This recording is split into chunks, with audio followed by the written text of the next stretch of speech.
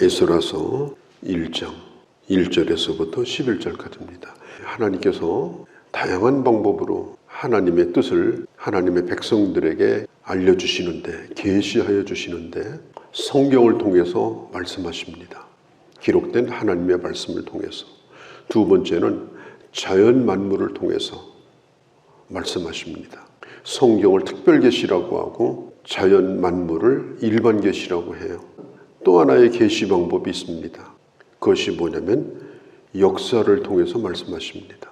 우리가 지나온 역사, 그리고 내가 지금 겪는 오늘의 상황들을 하나하나 되짚어 보면은 그 모든 일들의 배후에 함께 하시는 그 하나님의 경륜, 하나님의 섭리를 읽어낼 수가 있는 것입니다. 물론 세운 지도자들, 왕들은 다 자기 나라의 유익, 자기 민족의 유익을 위해서 일을 하죠. 그럼에도 불구하고 하나님께서는 그들을 뒤에서 주정하셔서 하나님의 뜻을 이루어 가시는 것입니다. 역사는 깁니다. 지나온 역사도 길고 또 앞으로 또 지나갈 길도 길어요. 그런데 그 역사를 살고 있는 사람은 짧게 살다가 갑니다. 너무 짧아요. 그렇기 때문에 그 긴 역사 가운데 일하시는 그 하나님을 알 수가 없어요. 깨달을 수도 없고. 그래서 왜 그런 일이 생기느냐 뭐 이러면서 하나님을 원망하고 또 힘들어할 때도 있습니다. 그런데 긴 역사를 돌이켜보면은 결국은 하나님의 뜻이 이루어지더라. 그래서 우리가 이해가 되지 않는 현실 가운데서도 우리는 하나님의 주권을 믿고, 그리고 오히려 그 역사를 잘 이해를 하고 하나님의 뜻을 읽을 수 있는 그런 지혜가 필요하다고 하는 것입니다. 바벨론이 망하고 그 바벨론 이후에 이 파사, 페르시아입니다. 파사의 고레스 왕이 정권을 잡습니다. 이 고레스 왕은 역사적으로 그 유명한 왕이에요. 이 고레스 왕, 성경은 이렇게 말해요. 고레스 왕을 감동시키셔서 온 나라에 조서를 내려서 공포를 하게 하셨다. 고레스 왕은 다른 민족에 대해서 상당히 배려를 했던 왕입니다. 그리고 어떤 한 민족의 세력이 커지면 자기 정권에 유익이 안 될 거라고 생각했기 때문에 오히려 자기 살던 곳으로 정책적으로 돌려보내는 그런 정책을 쓰기도 했습니다. 왜냐하면 이 페르시아는 모든 식민지가 다 우리 땅이다. 그래서 식민지에 속한 민족을 전부 돌려보내요. 그것도 아주 너그럽게 돌려보내가지고 그 식민지 국가를 그 자기 맘대로 조종할 수 있도록 그런 유화 정책을 쓰는 것입니다.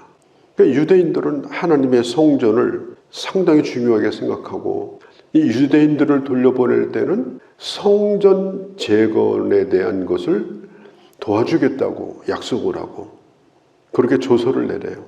왜냐하면 벌써 70년이 됐습니다. 할아버지 세대가 포로 잡혀왔고 이미 이 바벨론에서 유대인들이 상당수가 이제 자리를 잡고 있었어요. 이미 기반을 잡고, 그리고 성전이 없어도 페르시아 땅에서 회당을 만들어 가지고 유대인들이 모이는 곳에는 다 회당이 만들어졌어요.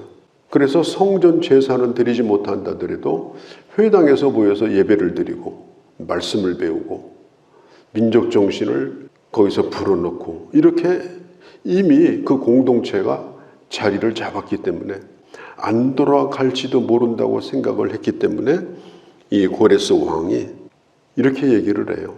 돌아가서 성전을 재건해라. 유대인들이 제일 좋아하는 얘기잖아요.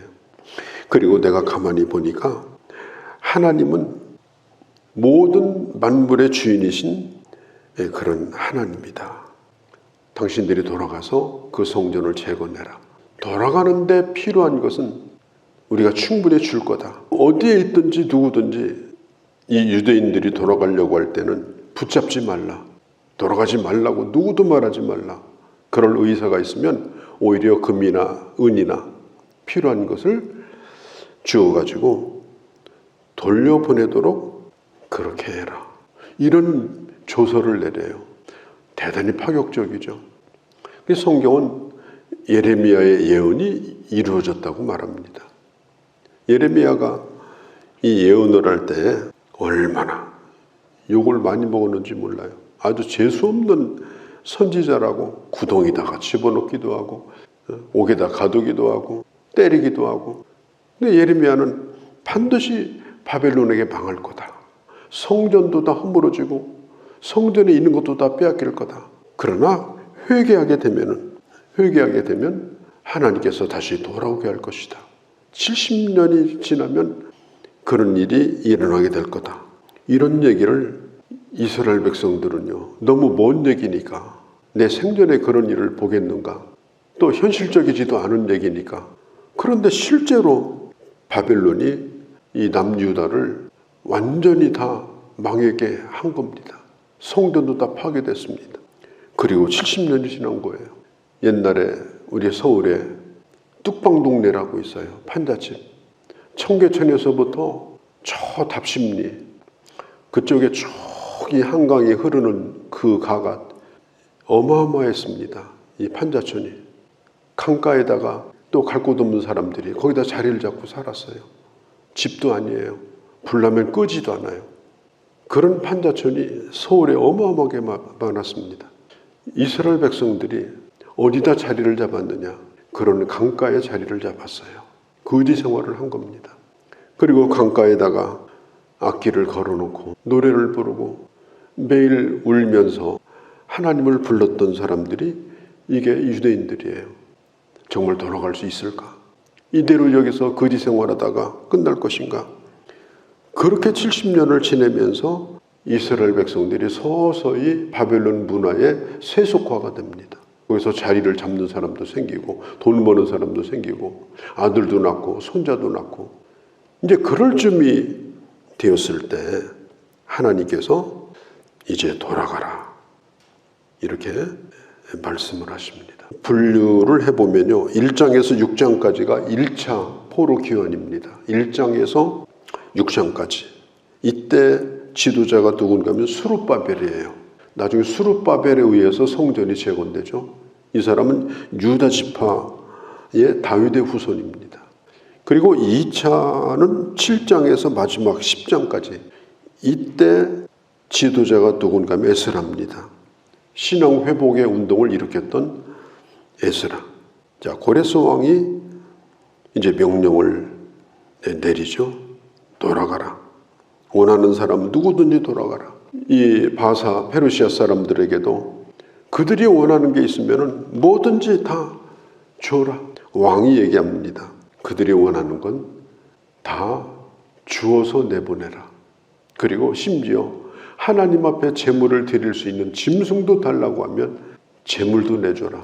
그래서 아주 특별하고 파격적인 이런 배려를 해준 겁니다. 그러면 고레스가 개종을 해가지고 하나님을 믿은 사람이나 전혀 그렇지 않아요. 고레스는 하나님을 믿는 그런 사람이 아니었어요. 그런데 하나님을 믿는 사람들을 존중해 준 사람이에요.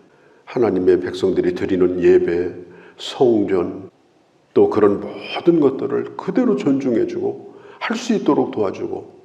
고레스는 어떤 면으로 보면 하나님의 종과 같은 그런 역할을 할 수 있도록 하나님이 사용을 하신 겁니다. 우리가 대통령을 뽑는 선거를 할 때 우리가 가장 좋은 경우는 하나님을 잘 믿는, 신앙도 좋고 정치력도 있고 참 이런 사람이면 얼마나 좋겠어요.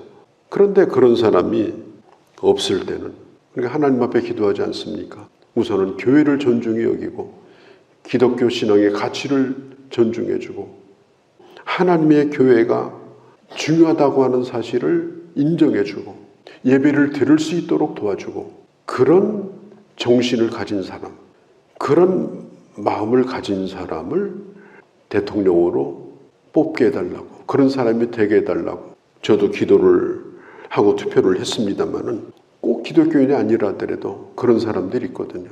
그런데 교회를 무시하고 예배도 못 드리게 하고 아주 교회를 정치적인 방법으로 이용을 해먹으면서도 핍박을 하고 그런 정권도 얼마든지 있거든요.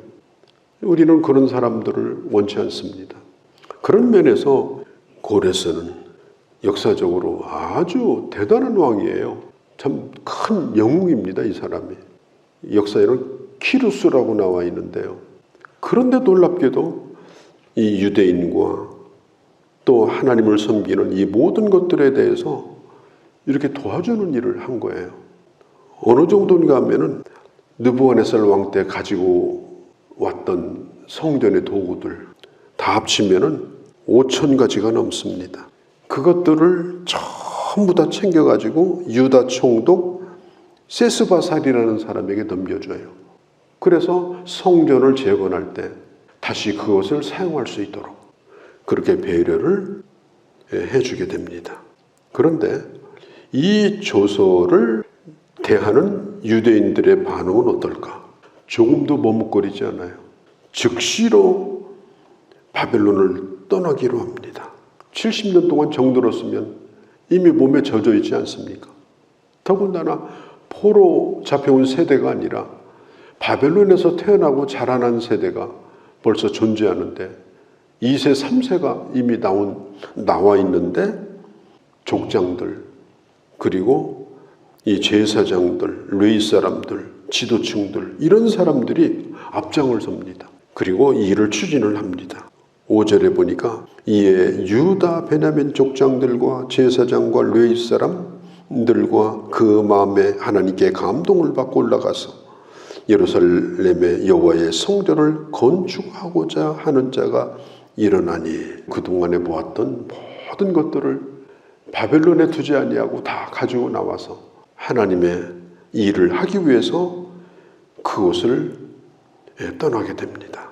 지금 이 유대인들이 돌아갈 곳은 어디예요? 아파트 지어놓고 입주만 기다리는 곳이 아닙니다. 완전히 황폐한 땅이에요. 성도 허물어지고 성전은 아예 존재하지도 않고 그 땅에다가 처음부터 시작을 해야 되는 곳인데 오히려 지금보다 더 힘들 수가 있어요. 어마어마한 돈이 들어갑니다. 그런데 이 이스라엘 백성들은 자원해서 이 일에 지금 앞장을 서고 있습니다. 이 지도자가 참 중요하죠. 지도자의 헌신. 앞장서서 일하는 사람들이 자기 것을 내놓고 자기 권리를 내려놓고 그리고 헌신을 하면 옆에 있는 분들이 기쁨으로 따라오게 되죠. 그런데 성령의 감동을 받았다고 그랬거든요. 성령 충만한 지도자들이 있고 그를 따르는 백성들이 있고 그래서 떠나갈 것 같지 않았던 바벨론을 떠나는 일을 드디어 이제 시작을 하게 되는 것입니다. 4절에 보면은 그 남아있는 백성이 어느 곳에 머물러 살든지 그 남아있는 백성이 뭘까요? 바벨론에 남아서 우리는 안 떠나겠다 그런 사람들이 아니고 외로운 고통 속에서도 우리는 남아있는 자들이다. 우리는 바벨론 사람이 아니다. 그런 의식을 가진 사람들. 우리는 이 땅에 남아있는 사람들이고 반드시 기회가 되면 우리는 여기를 떠날 사람들이다. 70년 동안 이 생각을 버리지 아니한 이 사람들. 외로운 생활이지만 믿음을 버리지 아니하고 영적인 부흥을 꿈꾸는 사람들. 그게 남아있는 사람들이에요. 그들이 떠나는 거예요. 100%다 떠나지는 않았는데 이런 사람들이 떠났습니다. 우리 예수 믿는 사람은 누구냐? 이 세상에서 남아있는 자들이에요. 우리가 여기다가 집을 짓고 터를 잡고 1000년 만년 사는 게 아니잖아요. 기껏해 몇십 년 사는 거고 살다가 우리는 하나님 앞에 가야 될 사람들입니다. 항상 이것을 잃어버리지 아니하고 나는 남아있는 자로 이 땅을 산다. 남아있을 동안 하나님 주신 백성으로 내가 살다가 이 낯선 땅을 떠나서 영원한 하나님의 나라로 난 돌아간다. 이런 생각을 가지고 사는 사람들이 이 사람들이 바로 하나님의 사람들인 것입니다. 이제 정권도 바뀌는 처지에 있고 또 여러 가지로 많이 지금 불안한 가운데 있습니다. 어떻게 될런지 더 좋을런지 나쁠런지 모든 것이 지금 다 그렇습니다. 그러나 분명한 것은 역사의 주관자이신 하나님, 이제까지도 대한민국을 사랑하시고 여기까지 인도하신 하나님, 그 대통령이 누구든지 하나님께서는 그를 통하여 일하셨고 하나님께서 우리나라를 지켜주시고 하나님이 섭리하셨다. 이 분명한 믿음을 가지고 우리가 긍정적인 역사관, 그러나 분명히 이 땅은 내 땅이 아니다, 종말론적인 역사관, 이걸 가지고 이 땅에서 하나님의 백성으로 살아가는 그런 주의 자녀들이 되어야 할 줄로 믿습니다.